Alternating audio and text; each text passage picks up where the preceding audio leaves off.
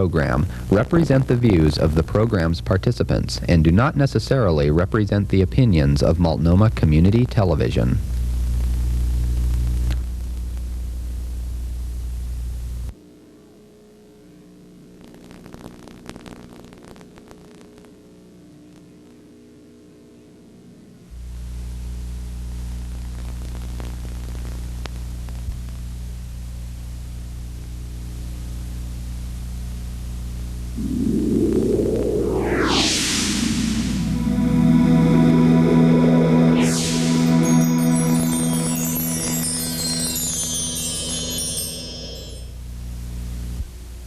Welcome to the Cosmic Connection. What you're about to hear and see may well disturb you, but please keep an open mind. You may find that the information offered on Cosmic Connection differs from anything in your previous experience. The views and opinions discussed here are not necessarily those of the organization broadcasting this program, and they are certainly not endorsed by the government of this United States of America. Our government continually seeks to suppress the investigation of unidentified flying objects and all other subjects of a like nature. These opinions, however, are not the views of hucksters or charlatans trying to exaggerate the importance of the message in order to exploit the public for their own gain. On Cosmic Connection, you'll see and hear from honest, thoughtful people whose only desire is to understand the remarkable experiences they've been party to. To shed light is our motive here, and in that spirit, let me now welcome you to the Cosmic Connection and to your host, the Cosmic Connector.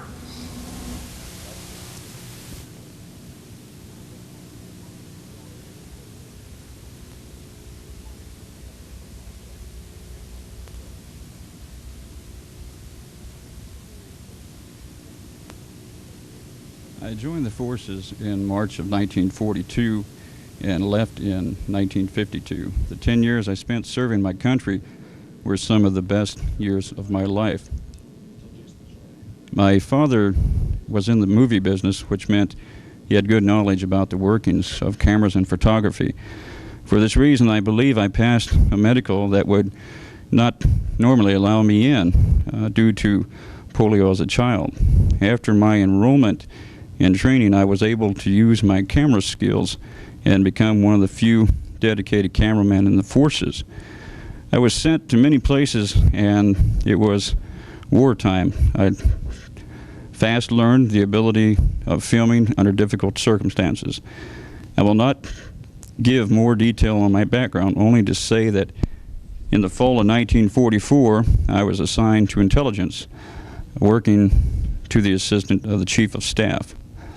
I was moved around depending on assignment during my time. I filmed a great deal, including the test at White Sands. That was the Manhattan Project in Trinity. I remember very clearly receiving a call to go to White Sands. I had not long returned from St. Louis, where I had filmed the new ramjet, Little Henry. George C. McDonald was the first Air Force Chief of Staff, and that was in June 1st of that year. For intelligence, he was most likely Assistant Air Chief and Staff for Intelligence in June of 1947. He asked me to report to General McCullen and the Air Command in Washington for a special assignment. I had no experience working with General McCullen, but after talking with him for a few minutes, I knew that I would never wish to be his enemy. McCullen was straight to the point, no messing. I was ordered to a crash site just southwest of Socorro. It was urgent, and my belief was to film everything in sight, not to leave the debris until I had been removed, and I was to have access to all areas of the site. If the commander in charge at the site had a problem with that, I was told to get them to call McMillan. A few minutes after my orders from McMillan, I received the same instructions from Toohey in Washington, D.C., saying it was the crash site of a Russian spy plane. 2 generals in one day. This job was important. I flew out from Andrews with 16 other officers and personnel, mostly medical. We arrived at Wright Pat and collected some more equipment. From there, we flew to Roswell on a C-54 When we got to Roswell, we were transported by road to the site. When we arrived at the site, it had already been cordoned off from start. It was plain to see that it was no Russian spy plane.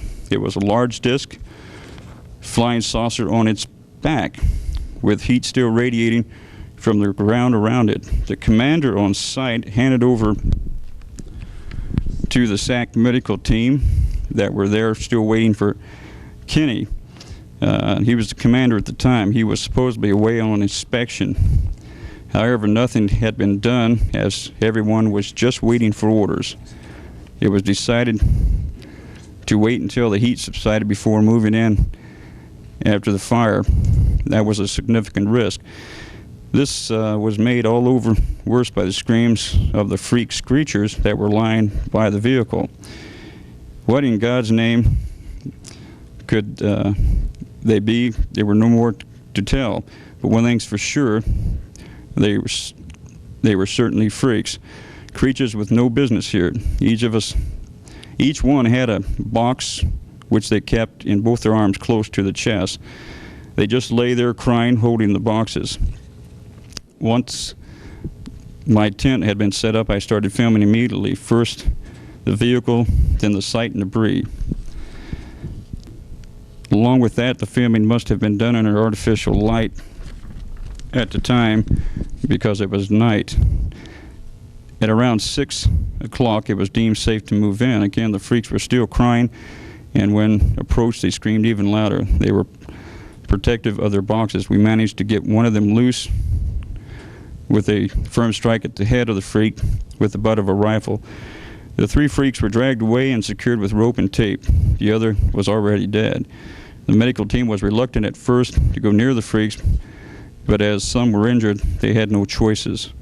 Once the creatures were collected, the priority was to collect all debris that could be removed easily, as there was still a risk of fire. The debris seemed to come under interior struts, which were supporting a very small disc on the underside of the craft, which must have snapped off when the disc flipped over. The debris was taken to tents stations for logging, then loaded into trucks. After 3 days, a full team from Washington came down, and the decision was taken to move the craft. Inside, the atmosphere was very heavy.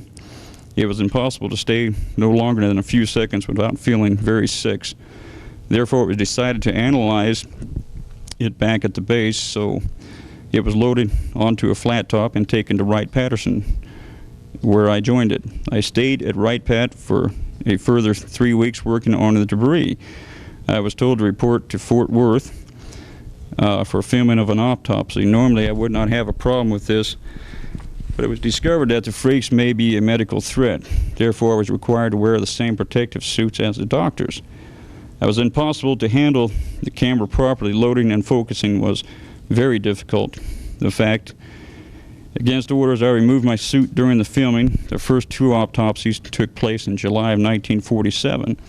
After filming, I had several hundred reels. I separated problem reel, which requires special attention and processing. These I do a lot later. The first batch was processed, and I processed the remainder in a few days later. Once the remaining reels had been processed, I contacted Washington to arrange collections of the final batch. Incredibly, they never came to collect or arrange any transportation for them. I called many times and then just gave up. The footage has remained with me ever since. In May of 1949, I was asked to film the 3rd autopsy.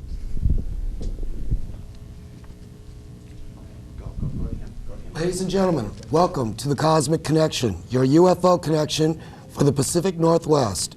October 15th, 1995, we're on the CAN network, channel 11, live at 6 p.m. Ladies and gentlemen, welcome.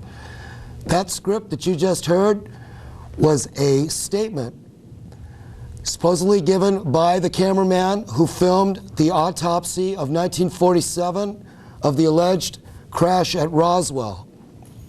We are a live call-in talk show dealing with the UFO phenomenon. You may call us live at 667-7434. I'd also like to let you know that we can be reached through our post office box at 86186, Portland, Oregon 97286. Please send us a self-addressed stamped envelope. And any comments or suggestions, pro or con, about our program, any information that you wish to receive, please let us know what you would like. Send us a self-addressed stamped envelope, and we'd be more than happy to take care of you. Those of you who have written, your letters have been answered. The packets are in the mail, and I'm sure you're looking forward to receiving some of those. Please bear with us that the mail does take a little while, so please be patient. Also, I'd like to thank the fine folks out at the La Costa Mexican Restaurant for supplying us with their fine Mexican fiesta platters. Roberto Aguilera out there at 7425 Southwest Barber Boulevard, and that's the La Costa Mexican Restaurant. We'd like to thank them. Ladies and gentlemen, I understand we have a telephone call. Let's take one call right now. Hello, welcome to the Cosmic Connection. You're on. Yeah, hi there. Hello. You hear me? Yes, your name, good. please. Okay, because I had to turn the TV down. But my question is that we're seeing all these, like the handprint things behind you there. Correct, and the control panels, the alleged metal control bars panels. and the metal bars and the bodies, and I'm just curious, how come I haven't seen this before? Or how come, I mean, I want to know, where is that stuff? Is it in a museum? Can we go see it? Or is this more alleged cover-up stuff? Or is it just made in Hollywood?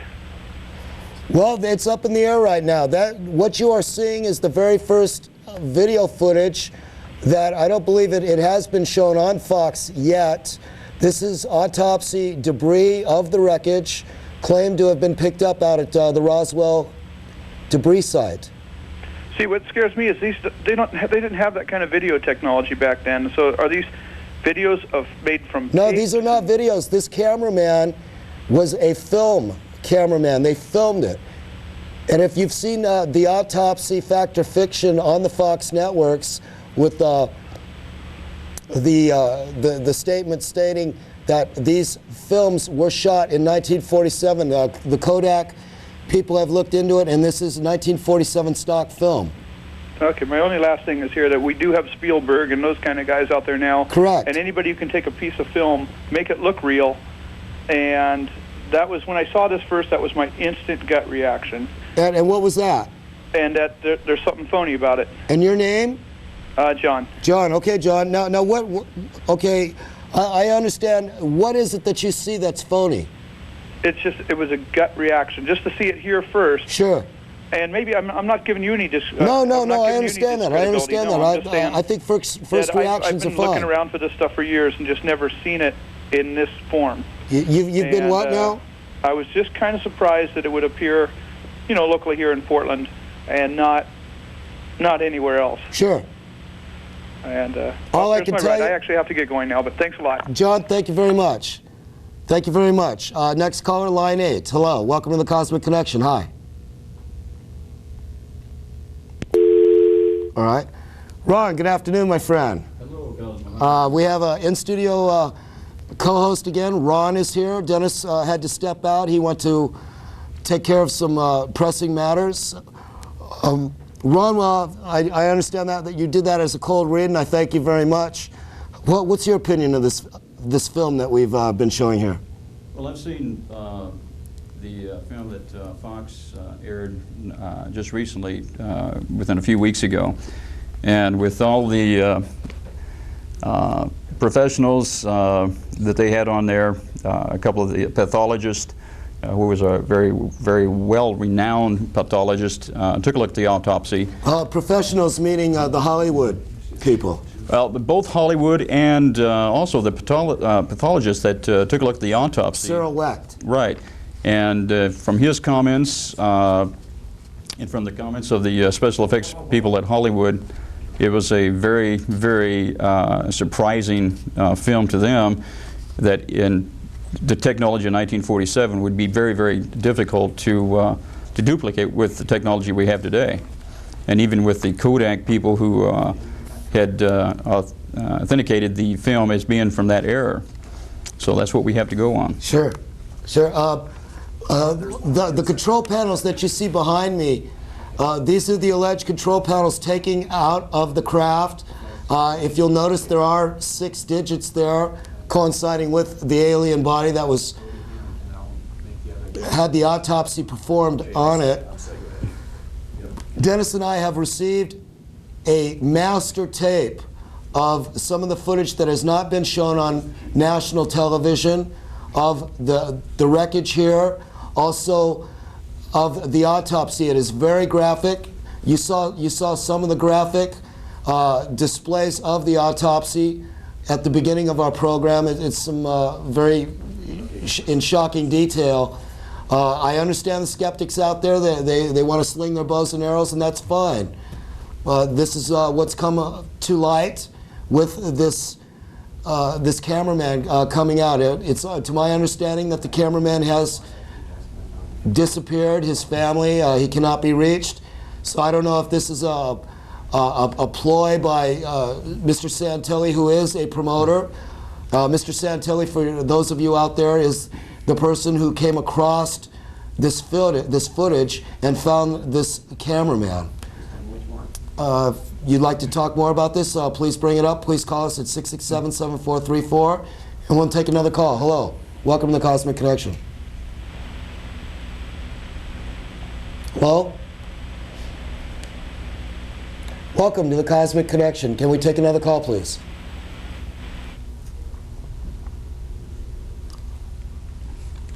Hello? All right.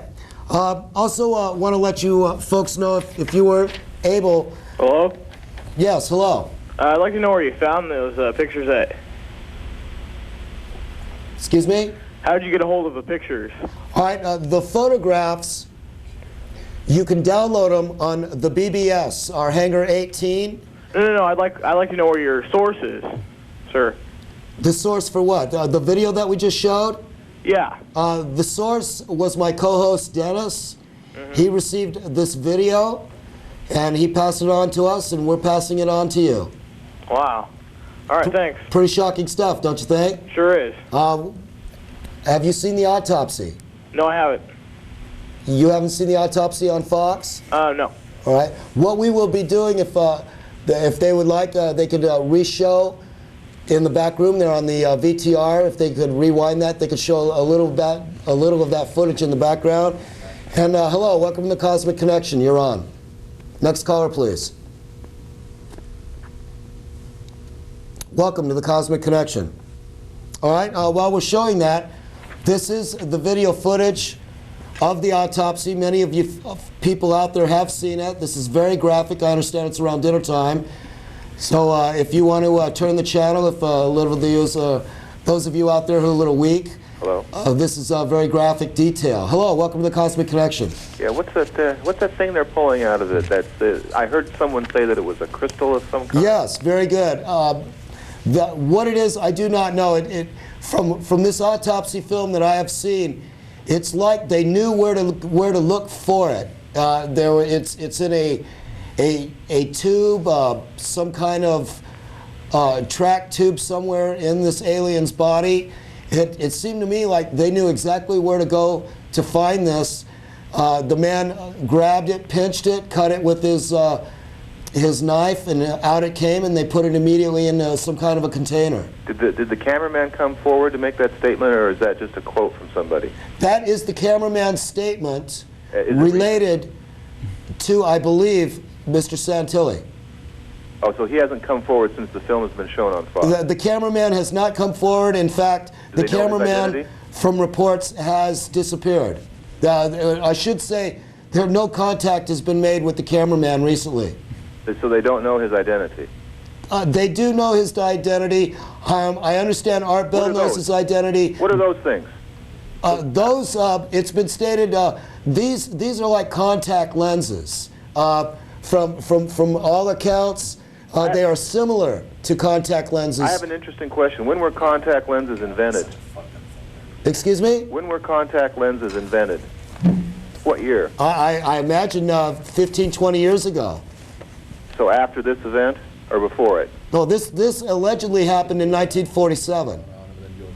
So maybe the technology for contact lenses came from this event? It could very well be. Could very well be. Yeah. The statement that it is like contact lenses has come from several abductee authors.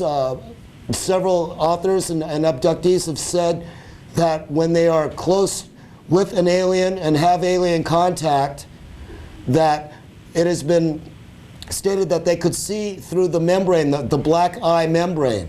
Well, there's one other thing I don't understand. Sure, and your name, please? Steve. Steve? If this film is so top secret and so important and so terribly, it just seems unfathomable to me that the government wouldn't want to get it from this cameraman. He kept saying they didn't want it, they weren't interested in getting it. It would seem to me this would be top priority to get it. I found that very startling. If you heard the narration at the beginning of the program, he notified Washington that he had the rest of the film developed and they never picked it up. I thought that most startling, and I've come across this cameraman's statement just recently, within the past week. So, and you may also download it on our BBS. Do you have a computer with the modem? And if you have friends that do, we have a phone number. We'd like to have everyone sign up for the BBS. Steve? No, I don't have a computer. All right. You can write to the Cosmic Connection. I'll be more than happy to mail you that statement. Well, I just don't. I've heard that statement. I saw the autopsy on Fox. Right. But I can't understand why the government would let this lay around. I don't have an answer for you. I really don't.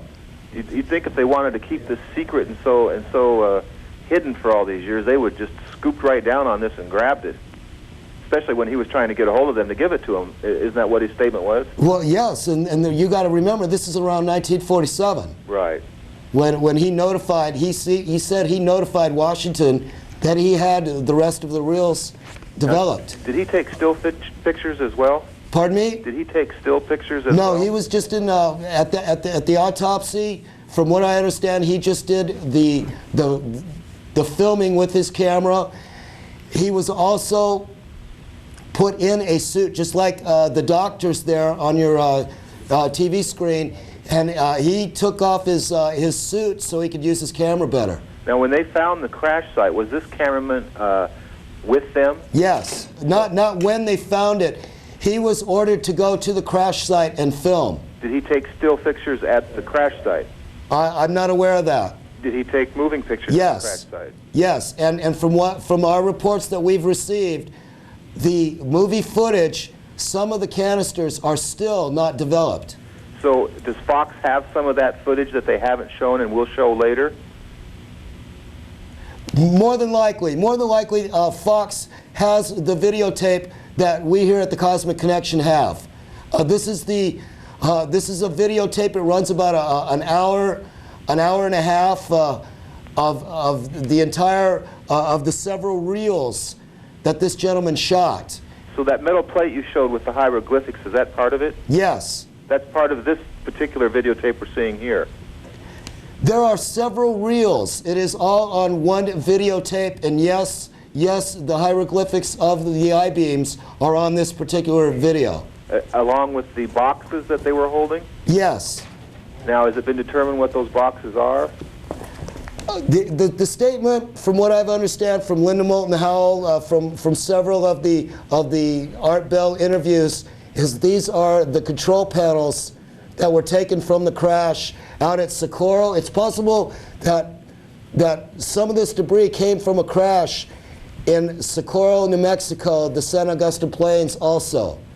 We're dealing with two different crashes. We're dealing with a crash that happened 2 weeks before July 4th, 1947, and we're dealing with the July 4th crash, 1947. Two separate crash sites, the San Augustine Plains and the Roswell crash. The San Augustine Plains, for many, many years, has been stated that this was a crash that did not happen. The cameraman has stated that he went to the San Augustine Plains and filmed. Now, it's been reported that President Harry Truman is on some of this footage. Exactly. Is that correct? Yes, and we do not have that film yet, and Dennis is just, he just can't wait to see if this is going to be released or not. He says when this film comes out, this should answer some of the questions. So the rumors are true then? Yes. Now, is this going to be shown in the near future? I have no idea. But Fox has this too. Do you? I do not know. I do not know. From what I understand, the canisters of film that the cameraman owned. Are these excuse me, are those the boxes right there? The control panels? Yes. Those are them? Yes, and we have stills right here if we could show a shot of that. They have the hand imprints on them? Yes, they do, and very meticulously inside the palm print and at the end of the fingers, you will notice little holes. I see. For 6 fingers? Yes, 6 fingers. Okay, I'm sorry, I interrupted you about Harry Truman. That the Fox is going to show that footage at some point? Oh, okay. The Harry Truman canisters of film that the cameraman allegedly shot have not been developed. They are still in their in the stage where they were not developed. They were still in that they just haven't been developed yet. From what this is the information that I understand. Very interesting. Oh, it's very interesting. I understand the skeptics could come out and you know, slam this. That's fine. This is brand new information, and I'm sure Philip Klass is having a field day. Well, you have to understand I'm somewhat skeptical myself, but absolutely, it's still interesting. Absolutely. In fact, the autopsy of the alien on the table, I had my doubts about until I spoke with the gentleman 3 weeks ago, who I trust, and I believe this is an authentic alien autopsy, and I believe this is an authentic alien. Now, did they just do the autopsy of one alien? From what I understand, there are 2 separate aliens that have been dissected. Filmed? Yes. I see. Yes. Thank you very much. Thank you very much, sir. Ron, pretty amazing stuff. You bet. What have you got for us? Let's update. Let's update the Scappoose sighting. I believe we had a Scappoose sighting. Right now. That was September 23rd. That was September 23rd. In fact, that weekend they had several sightings in the Oregon area. Scappoose. There were 3 witnesses on the weekend of the 23rd. 2 men and a woman that witnessed a triangular craft for a few minutes hovering in the Scappoose area. In Salem, Oregon, there was also a sighting of a diamond-shaped craft for probably about approximately 4 minutes. It was 150 feet away from the witness. That was Saturday the 23rd. And they also had another sighting in Redmond, Washington, of a silver orb hovering above a mother and her son. Just recently, I also found out that in Arch Cape, Oregon, which is 12 miles south of Seaside off Highway 101, a recent discovery of a sand circle. Now, this was noticed in an inaccessible cove at Arch Cape. Ilis from the Center for Crop Circle Studies, she's a national coordinator, recently reported the finding. This was the first sand circle to be reported in the U.S. To her knowledge. That night prior to the circle, there was a light noticed and witnessed by several people over the ocean in the same area. And now, as far as the time frame, this was sometime late August, first part of September. But I believe sightings had a segment on that also. And will there be a sketch, an artist rendering, or a photograph of this sand circle? There is. I'm sure somebody must have taken a picture. There is. Yeah, with the tide had come in twice, but they did have, from what I understand, on sightings, they had it was almost to the shape of several circles emanating out. I believe there is some video from the sightings program on that. That's right here in our own backyard, Oregon. You betcha. Seaside. Wonderful.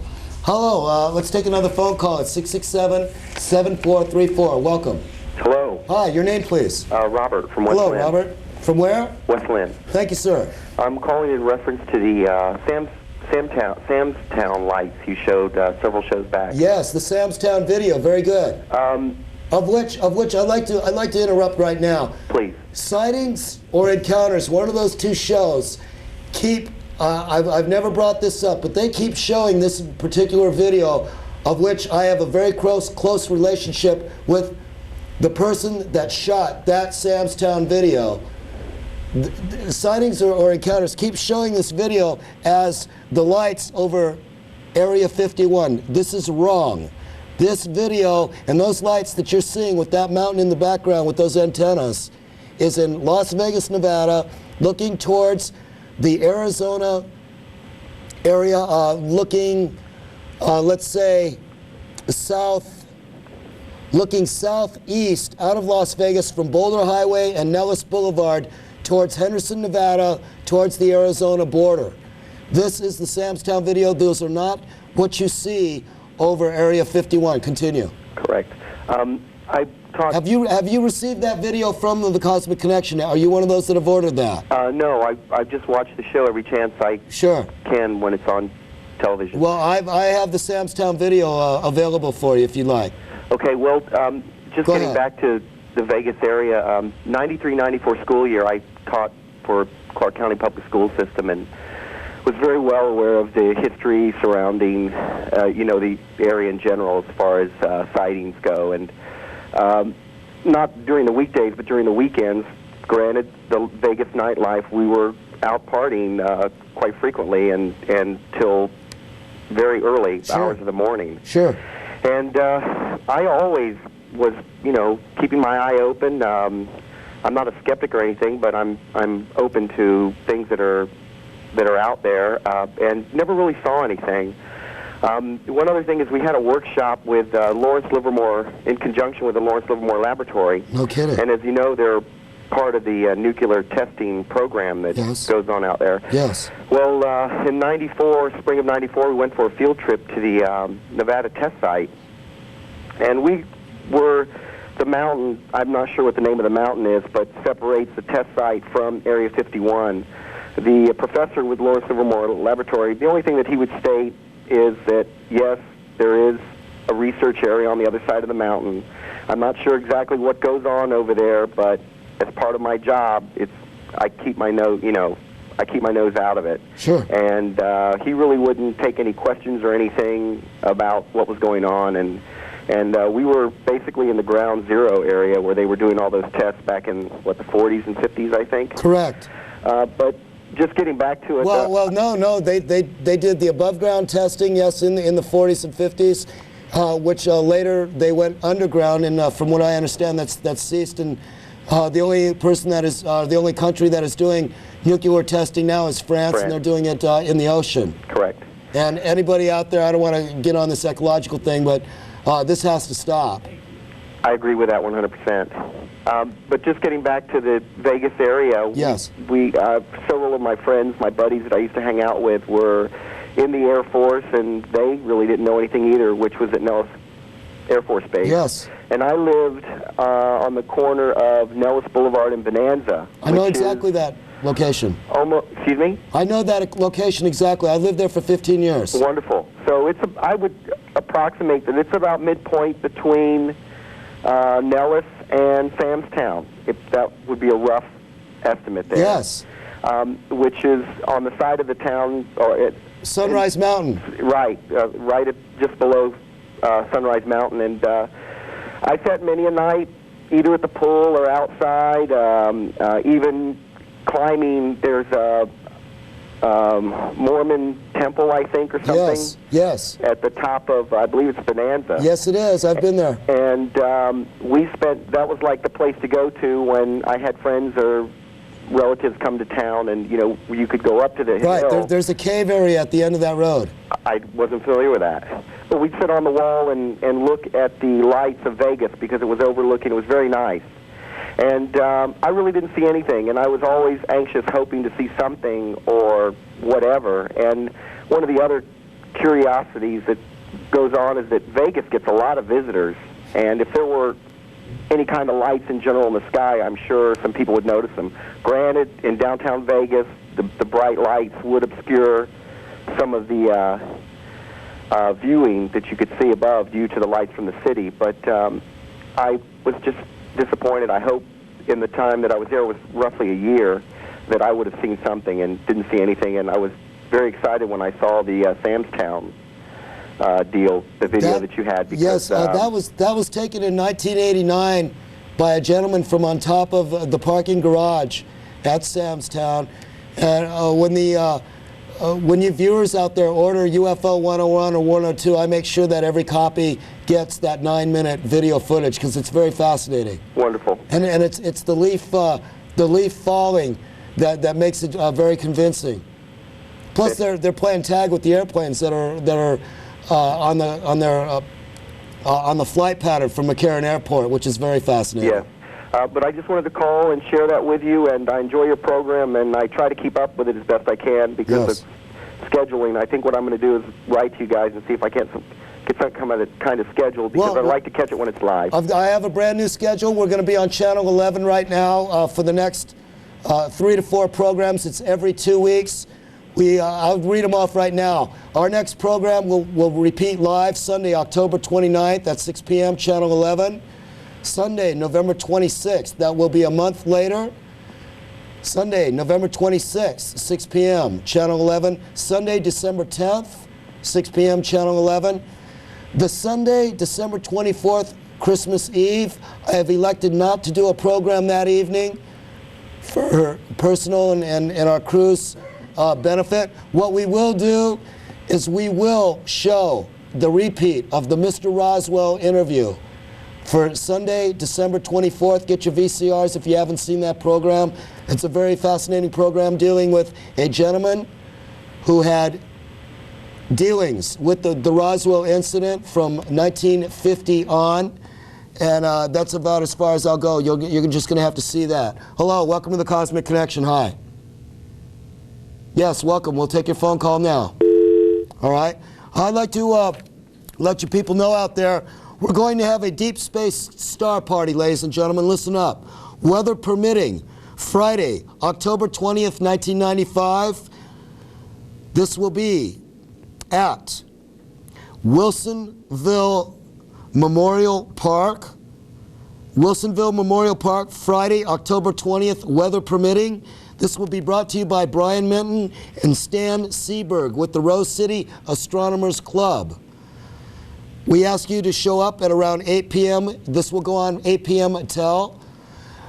Featuring telescopes that will astound you, featuring also the planet Saturn with its tilted rings, globular and open star clusters, galaxies including the Andromeda Galaxy, diffuse and planetary nebula. I have seen these scopes that these people bring out to these get-togethers. These scopes are fantastic. Some of them measure anywhere from 10 to 14 feet in length, a 3 to 6 foot circumference. They bring them in on trailers. You're going to see sights that in a lifetime people have not seen. So you may bring the little ones out. This will be a family get-together. This will be, directions will be I-5 South to Wilsonville Road, left under freeway to first traffic signal, past the Wilsonville Library, turn right, take your first left into the Wilsonville Park entrance, and you will be there. Ladies and gentlemen, if weather is not permitting on the Friday, October 20th, then it will be scheduled for the next day, Saturday, October 21st. If you'd like more information, you ought to understand this is next week, ladies and gentlemen. Please call us at 667-7434 after the program, and I will read these directions off to you again. Welcome to the Cosmic Connection. Hi, hello. Hey, how you doing? Hello, your name, please? Brian. Brian, welcome to the show. How you doing? Great, go ahead. Just one thing, I'm loving this footage. I just wanted to know, is there more intense footage of the wreckage or the autopsy? There is more intense footage of the autopsy. There is no footage yet that we have been able to discover dealing with the alleged Truman walking through the crash site. Yeah, that's... We do have the footage of the autopsy and the wreckage. And if you'd like more about that, you can write to the Cosmic Connection, and we'll make this available to you. Great, I will. Yeah, I'm originally from Lake Tahoe, and back there we're really big and active in Schwa from Reno, and we've seen a lot of strange things. Yes, Mount Shasta. You, but I won't. Right? Wish I could share the things I've seen with you, but I won't. Well, how about the Mount Shasta area? Not really familiar with that. I was more into the research of the underground bases. I've seen some air duct tunnels of where they're supposed to be popping up. Yes. Things like that. We're really avid in Bill Cooper, and it was just really a lot of fun. And I'm glad to come up to Portland and see what's going on up here, too. Excellent. Well, write us a letter. Write down some of the information. there's an author by the name of William Hamilton, Bill Hamilton. I believe we have his book on this desk. If we could get a shot of that, it's the one with the flying saucer and the military people in that. That I believe brings up some of the underground bases. If you're interested in that. Great, all right, Brian. Okay, I'm going to write to you. So, thank you very much. You will receive an answer, and please send a self-addressed envelope. Thank you very much. Comments? Yeah, there's another book out that deals with the underground bases.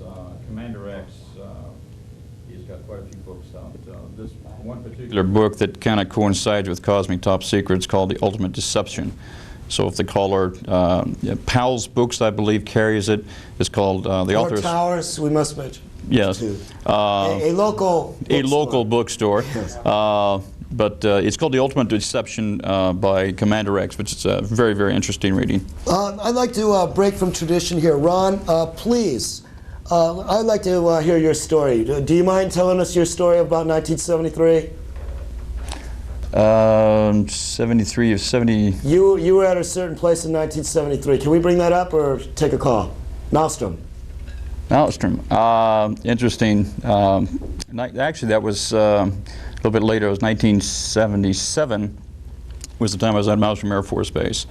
And we were called upon a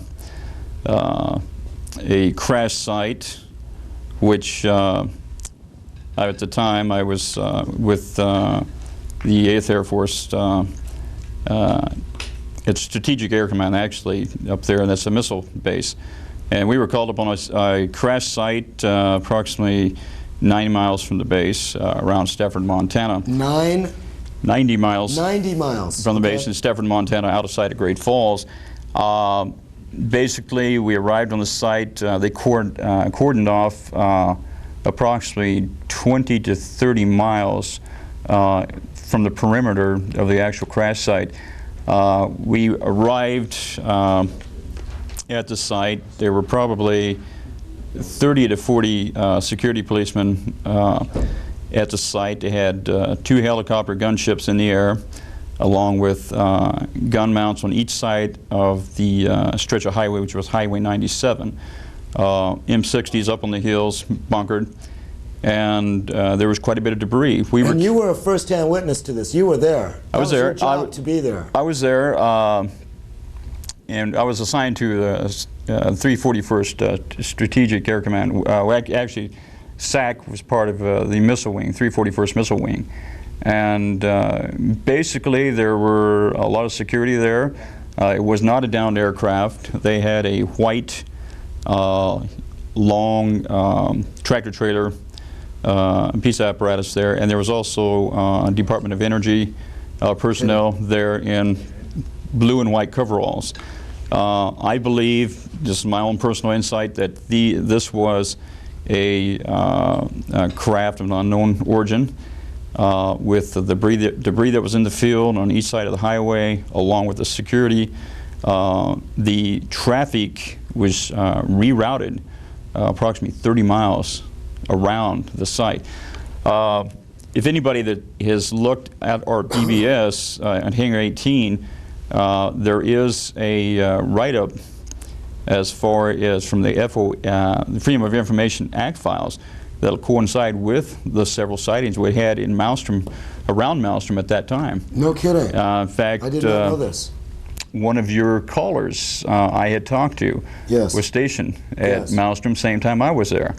And he was declassifying and editing a lot of the UFO sightings that they had around a lot of the missile sites there at the base. And this is from 1975 to 1977, approximately the same time I was there. And just after the tampering with the ICBM missiles, the launch codes were tampered with from Kraft. Hello, welcome to the Cosmic Connection. Hi, you're next.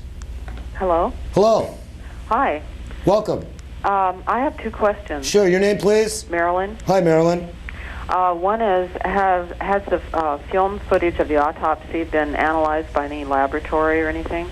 From what I understand, now, from seeing the Fox footage, Dennis brought this to mind that they talked to a gentleman from Kodak I am not sure that this gentleman was representing Kodak. In fact, from what I understand, Kodak was a little upset that this gentleman was stating that his affiliation with Kodak and that he was an authentic person with credentials to say yay or nay on this film. So I'm going to have to state right now that that's up in the air on that. There's a lot of things up in the air, and I will admit this, yes. Okay. Well, so that didn't answer your question. Well, that's okay. My brother, who's into this sort of thing much more than I am, he does a lot more reading, and he was saying that he understood that the film had pretty much been debunked, and he's not a Philip Glass fan or anything. Sure. But I didn't get to talk to him any longer about where the source was of the debunking. Sure. And do you have any idea, or who's coming out and saying it's fake? No, I do not. All I can say is that the powers that be have not come up. It hasn't been said yay or nay on this. It's like Dennis says, like we say, it's in the gray basket. Everybody's looking at this. It's very shocking. All I can say is we're presenting it to you, and just by seeing a film, there's no way that you could say this is true or false. This is the information. This is what the Cosmic Connection is about. We give it to you folks out there. The media, slowly but surely, is coming out with this, and we'll have to. It's a game. It's a big game that's being played right now. Okay, I guess I have 3 questions then. Sure, go ahead. One is about something that I've been observing since about 1986 that I call USOs. Stationary objects that appear in the sky that I looked at through binoculars, which aren't the best way to do it. And you said USOs, right? Yeah, and I'm unidentified stationary objects. Right. I have heard of this happening. Pardon me? I have heard of these. Oh, you have? Because I've never ever read about them in any of the reading. No, I have never heard about it. I've heard them reported on this program. Oh, you have? Yes, ma'am, I have. What I have heard is that, especially in the Mount Hood area, there are objects that will just hang motionless for 40, 30 minutes to an hour, and then will not be there the next night and disappear that evening. And the people who are pretty familiar with star patterns and things like that saying these are not stars. Okay, well, I've seen them last even longer, like months at a time, and when I've looked at them, they appear to have separate lights that remind me of lighthouse lights that kind of turn and flash. All right, now this is a phenomenon. Was it low to the horizon? Yes. All right. This particular where they blink, it's the atmosphere that is in. The atmosphere is coming between the planet or the star and yourself, and that's why Venus has been cited as a UFO, because it looks like it jumps around, and it's the atmosphere in the sky that's making this happen. Okay, well, I've looked at Venus, and these appear to be separate lights, like red and amber and green. This is the phenomenon that will take place. Oh, is that right? Yes, I'm not saying that's the explanation for it, but there is a major explanation for this type of happening. Oh, because one of them I saw lasted for months, and then it disappeared. And I thought it wasn't a star, Sure. if it did that. Sure. Okay. Ron has a comment. One thing I might suggest is, if you're interested in where the lights are, local bookstore, pick up a star chart for this area, for the northern hemisphere, because a lot of times too with the planets, and notice that the stars will twinkle, the planets are just a steady glow, and depending on where the location is, but you have your inversion at the edge of the horizon, your heat rising, and along with that, that's going to give you a color change. But just pick up a local star chart, and it's very easy to figure out which star or which planet you're looking at. Okay, how far above the horizon are we talking about before this phenomenon doesn't happen anymore? Anywhere from 20 to 45 degrees to 30 degrees. Okay. 30 degrees. And I've heard, UFO Stanton Friedman, physicist Dr. Stanton Friedman state this phenomenon, also John Lear. Oh, okay. Well, I really like your show. I'm not saying that's the answer for what you saw. I'm saying that's a possibility answer, a possible answer. Okay. Well, thanks. Marilyn, are we going to see you out at the Deep Space Star Party? Well, I probably can't make that, but I'll keep watching. All right, thank you very much. And ladies and gentlemen, that is the Deep Space Star Party out at Wilsonville Memorial Park in Wilsonville, weather permitting. Friday, October 20th, 1995, begins at 8 p.m. till, or weather permitting, Saturday, October 20th, 21st. This is not a two-day event. It will either be Friday night. If the skies are not clear, it will be scheduled for Saturday. It will be a one-time event. And this will be brought to you by the Rose City Astronomers Club. And that's I-5 south to Wilsonville Road, left under freeway to first traffic signal past the Wilsonville Library. That is the first traffic signal past the Wilsonville Library. Turn right, take your first left into Wilsonville Memorial Park entrance. Welcome to the Cosmic Connection. Hello. Hi. Hi, your name please? Dave. Dave, welcome sir. Hi. Two things. One, this is the first chance I've had to see the hieroglyphs. I noticed parts of them look similar to some of the crop circles. Yes, very much so. In fact, the cameraman's working on that right now. Continue. And my wife wanted to know about the Kingman incident. Kingman, Arizona, 1952-53, I believe. A crash, allegedly crashed in Kingman, Arizona. This is one that I'm very interested in. Several scientists were flown to Las Vegas, in turn taken from buses to Arizona. They didn't know where they were going. Somewhere in the desert. They said it was a 3 to 4 hour drive, which would be, in that case, from Las Vegas or the surrounding areas there. They were taken in a blacked out window-type bus, of which Bob Lazar states that he's ridden on many times, to the area S4. A craft crashed. There was tents set up, and autopsies and medical aid was being administered to live aliens, and so to speak, dead aliens were also with this. It stated anywhere from 3 to 5 or 6 aliens were with this particular crash. Are you sure it was 57 and not 56? No, I'm saying 1952-53. Oh. Well, she lived there in 56 and saw a similar thing going on. Saw similar what? All the activity and, well, here. Here, I'll take over. Hello. Yeah, I lived in Casa Grande, Arizona. All right. And I was out in the street with a girlfriend of mine, and we saw this thing fly over, and it looked like a yellowish-green ball of fire. And it was going from southeast to northwest. 1956? Yeah. What month? I Season? really couldn't tell you. It was in the summertime. In the summer. Okay, that's fine. That narrows it down. And you saw a craft fly over. Now, did it look like it crashed? No, because it looked like it was probably 2,000 or 3,000 feet off of the ground. And it was just this glowing ball of fire going across the sky, and the sky was clear. Well, how about a meteorite? I mean, that's the first thing someone's going to say. What? A meteorite. Well, I would have thought that you'd have heard it crash or felt it crash. It was too low to the ground, or heard something. Now, did it change direction? No, it was going straight. Like a ball out to northwest. And I ran in the house and I told my mom about it, because I thought maybe it was an airplane crash, but there was nothing ever said about it. Sure. So I just forgot about it, and I just recently heard about the Kingman incident. Yes. So I wanted to know everything about it. Well, I've never heard of it. You saw definitely something in 1956? Yeah. In the summer of 1956 in Casa Grande, Arizona? Yeah. Fantastic.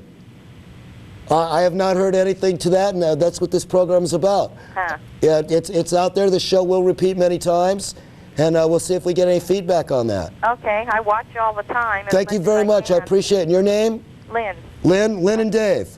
Uh-huh. Thank you very much. Thank you, ma'am. Time, gentlemen? Our watches seem to be off. Got about 6 minutes. 6 minutes left. All right, let's take another call. Hi, welcome to the Cosmic Connection. Hello? Hello? Yes, welcome. Hey, my name's Jack. How you doing? Jack, welcome, sir. I want to talk to you for a while. I got a couple questions for you. All right, we have about. I can give you 2 minutes. That's fine. That'll be plenty of time. First off, I want to talk to you about Mr. Roswell. Since you happen to know who this gentleman is, can you tell everybody else who this gentleman is so we know what's going on also? Well, you want me to tell you his name? Yeah, sure. No. No, well, he asked like me not to release his name, and I will not. Confidentiality. I mean, you guys know who he is, and so does everybody else. Excuse Maybe we should lend some credence to who he is by you telling us what he is or why we should believe what he has to say. We did an interview with him. You saw the interview? Yeah, I saw the interview. Right. The man wishes to remain anonymous, and for right now, I will protect his identity. But, I mean, you guys know who he is, so he's obviously not anonymous. John Lear knows who he is. Milton Friedman, all those people do, so he can't be too anonymous. It depends on if we're talking about the cameraman or Mr. Roswell. No, we're talking about Mr. Roswell right now. But all right. I understand what your position is. Secondly, about 2 weeks ago, you said that you had information to show that the camera film footage from the autopsy was true, and that you had information saying almost 100% accuracy that it was definitely true. Yes, I received. Yes, I understand. I understand your apprehensiveness on this. Yes. No, I'm not apprehensive at all. It's just you're holding back information that could be useful to lots of other people too. It couldn't be detrimental to too many people, but it could be very useful.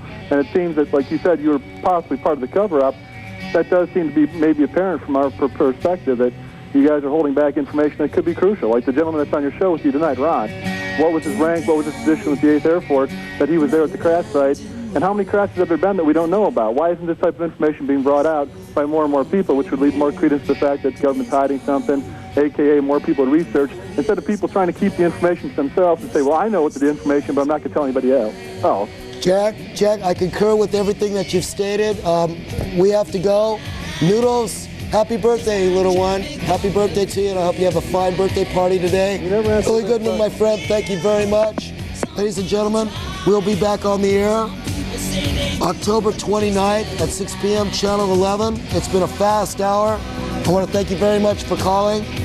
Call us at 667-7434 after the program if you'd like to talk to myself or Ron. Ladies and gentlemen, thank you very much. Good evening.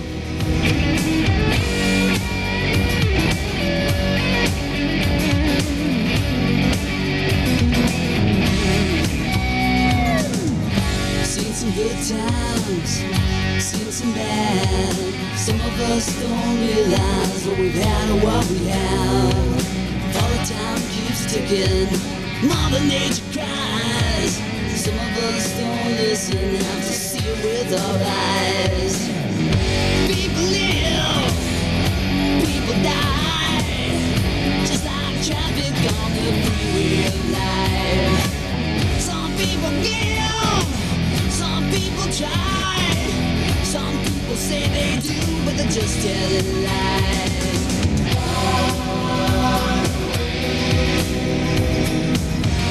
Just a drifter, drifting day to day.